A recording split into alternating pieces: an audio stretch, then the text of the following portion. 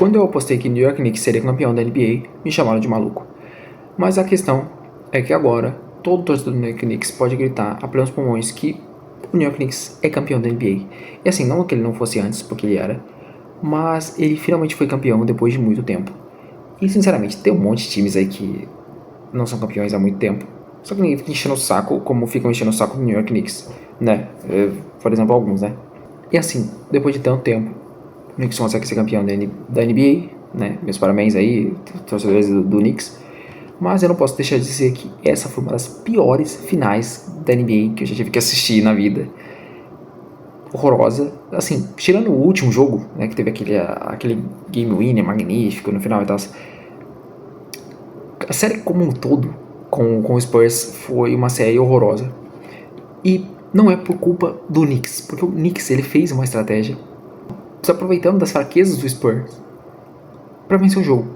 E eu não posso culpar o Knicks por utilizar essas fraquezas e fazer uma das piores finais da NBA. Porque a culpa, na verdade, cai totalmente sobre o Spurs por não ter identificado essas fraquezas e não ter corrigido elas. E essas fraquezas são, falando aqui rapidamente, só sobre os pontos, que talvez não dê pra perceber muito, mas depois eu explico qual que é a questão aqui. No primeiro quarto, o New York Knicks ele fez 13 pontos e o Spurs fez 23. Parece uma massa, não parece? Calma.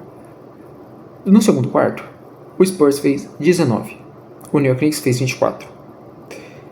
No terceiro quarto, o Spurs fez 30 pontos e o Knicks 28. Ah, então o Spurs foi melhor no jogo? Não, espera. Chegamos ao último quarto, onde o New York Knicks fez 29 pontos e o Spurs fez 18.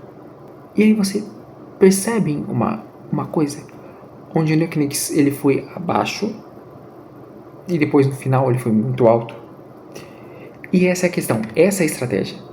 Porque o Spurs ele tem problemas muito graves, inclusive, e que obviamente eu não sou um visionário, porque basicamente eu sabia que o New York Knicks ia ser campeão, porque o New York Knicks já venceu o Spurs numa final. Pra quem não lembra, na Copa da NBA, o Spurs enfrenta o New York Knicks e o Knicks vence. Por quê? Pelos mesmos problemas que fazem o Spurs hoje perder pro Knicks.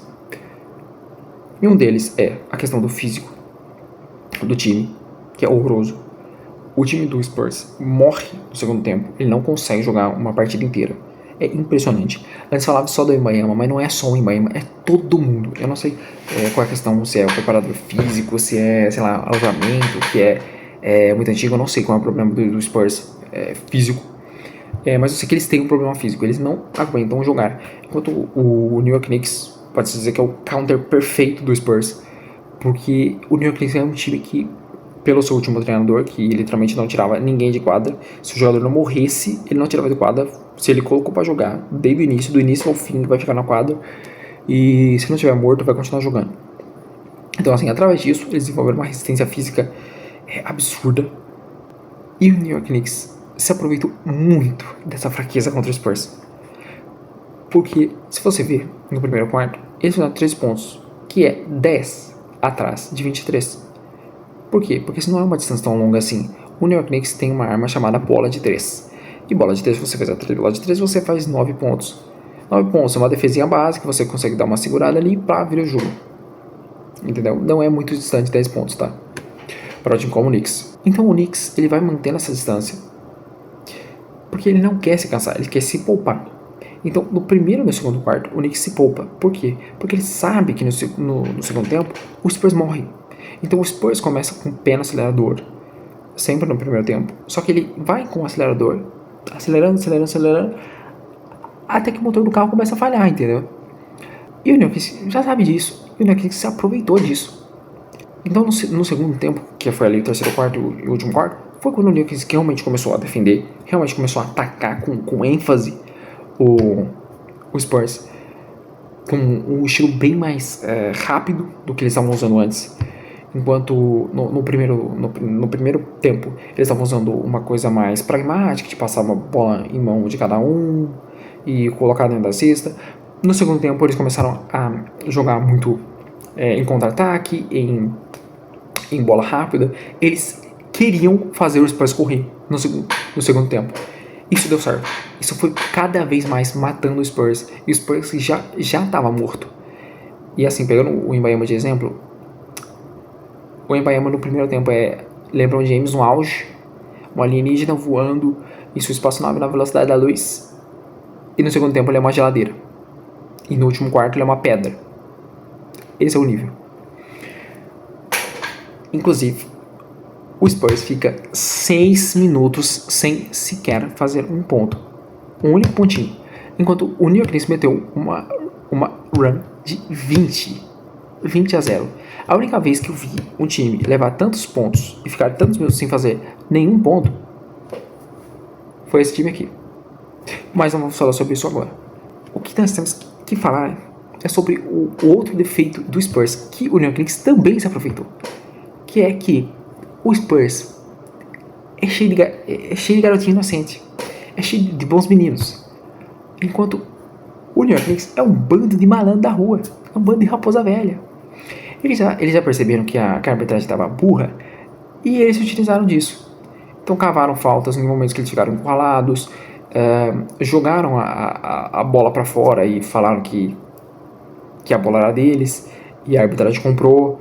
E assim, não vou falar também que a arbitragem só apitou errado a favor do Knicks, porque não é verdade. Porque, por exemplo, o Dylan Harper acabou acertando o olho do Hart na frente do juiz e o juiz não apitou nada. O juiz simplesmente não deu falta. Deu o jogo seguir, depois deu falta pra frente ali, dando falta pro Spurs.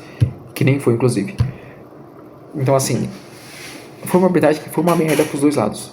Mas ela acabou favorecendo mais o Knicks, porque o Knicks foi malandro pra saber aproveitar essa arbitragem burra, enquanto o Spurs não foi tão malandro assim pra saber aproveitar, porque eles, como eu falei, são inocentezinhos. Principalmente o Dylan Harper, que ele também tava em outro lance, que foi um lance com o Jalen Brunson, que basicamente ele tava com as mãos no Jalen Brunson, e ele viu que o Jalen Brunson tava cavando falta nele, e o que ele devia ter feito, ele devia ter aberto o braço, para que o juiz não pensasse que ele tava empurrando o Brunson. Só que ele continuou com as mãos no Brunson, e o Brunson ia se afastando dele, tentando cavar falta nele, e ele ia se aproximando mais do Brunson, e acabou que uma hora o juiz marcou mesmo, achando que ele tinha empurrado o Jalen Brunson. E aí a questão é essa, o Jalen Brunson foi malandro, tipo, o Art é burro e tal, se ele tá com a mão em mim, pô, fingir que o cara me empurrou. E faltou essa malandragem na cabeça do Harper dele pegar e abre o braço, né? Abre o braço, pra mostrar que eu não tô empurrando ele.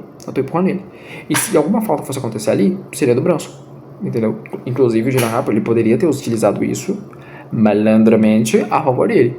Porque a hora que o Jalen Brunson viesse pra frente pra tentar cavar uma falta, ele cai no chão. Por quê? Porque seria falta de... Exatamente, falta ofensiva, falta de ataque. Mas aí faltou essa malandragem. E o que faltou também pro Spurs foi alguém pra decidir no final. Enquanto o New York Knicks podia seguramente deixar o Spurs fazer ponto e depois correr atrás, que é um pouco arriscado, mas eles sabiam que isso ia dar certo porque o Spurs morre no segundo tempo. E também porque eles têm pessoas que, se precisar em um game winner, eles vão fazer o ponto. Se precisar fazer 18 pontos sem tomar, eles vão conseguir fazer. Coisa que o Spurs não consegue. O Spurs não só fisicamente, como por questão de habilidade do próprio time. Não tem um cara que no game winner vai chegar, vai botar a bola embaixo do braço e fazer o ponto. Por mais excelente jogador que o Wembanyama seja, o Wembanyama não é esse cara. Não é o cara que vai pegar em game winner e vai fazer uma dunk absurda que vai trazer o time de volta. Não, ele não é esse cara. Não é esse cara. Inclusive, ele não foi esse cara no Spurs, ele não foi esse cara nas Olimpíadas, quando a França perdeu para os Estados Unidos, ele não foi esse cara em diversos momentos e não vai passar a ser. O Wembanyama não é esse cara.